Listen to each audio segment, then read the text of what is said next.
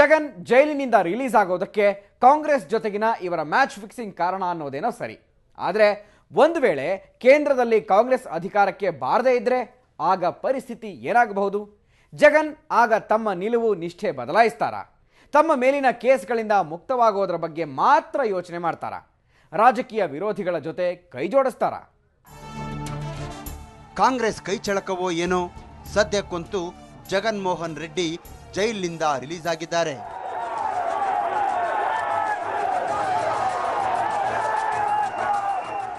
ಇದರ ಮುಖ್ಯ ಪ್ರಯೋಜನ ಏನು ಅಂದರೆ, ಪಕ್ಷದ ಕಾರ್ಯಚಟುವಟಿಕೆಗಳಲ್ಲಿ ಇವರು ನೇರವಾಗಿ ಭಾಗವಹಿಸಬಹುದಾಗಿದೆ. ಪಕ್ಷದ ಮುಖಂಡರೊಂದಿಗೆ ನೇರ ಭೇಟಿ, ಚರ್ಚೆ, ಸಮಸ್ಯೆಗಳ ಇತ್ಯರ್ಥ, ಹೀಗೆ ಕಾರ್ಯಕರ್ತರಲ್ಲಿ ಹೆಚ್ಚಿನ ಉತ್ಸಾಹ ತುಂಬೋದಕ್ಕೆ ಸಾಧ್ಯವಾಗಲಿದೆ. ಮುಂದಿನ ಚುನಾವಣೆಯ ದೃಷ್ಟಿಯಿಂದ ಜಗನ್ ಬಿಡುಗಡೆ ನಿರ್ಣಾಯಕವಾಗಲಿದೆ.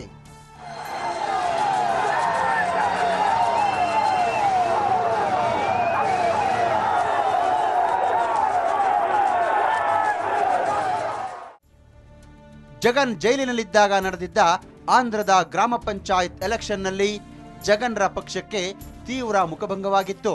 ಪಕ್ಷದ ಆಂತರಿಕ ಕಚ್ಚಾಟದಿಂದಾಗಿ ವೈಎಸ್ಆರ್ ಕಾಂಗ್ರೆಸ್ ಪಕ್ಷ ಸೋತು ಸುಣ್ಣವಾಗಿತ್ತು.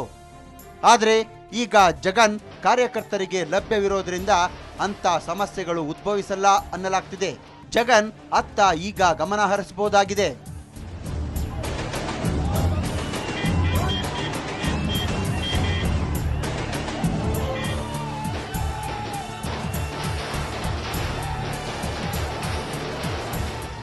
ಆದರೆ ತನಗೆ ಉಪಕಾರ ಮಾಡಿದೆ ಅಂತ ಕಾಂಗ್ರೆಸ್ ಪಕ್ಷವನ್ನ ಬೆಂಬಲಿಸೋದು ಜಗನ್ಗೆ ಸುಲಭವೇನಲ್ಲ.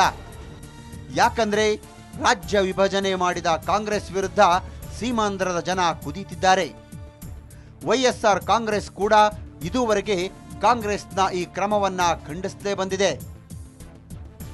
ಜಗನ್ ಜೈಲಿನಲ್ಲಿ ಉಪವಾಸ ಸತ್ಯಾಗ್ರಹ ನಡೆಸಿದ್ರು. ಅಲ್ಲದೆ ಕಾಂಗ್ರೆಸ್ ಅನ್ನ ತನ್ನ ಮೊದಲ ಶತ್ರು ಅಂತ ಘಂಟಾಘೋಷವಾಗಿ ಸಾರಿದ್ರು.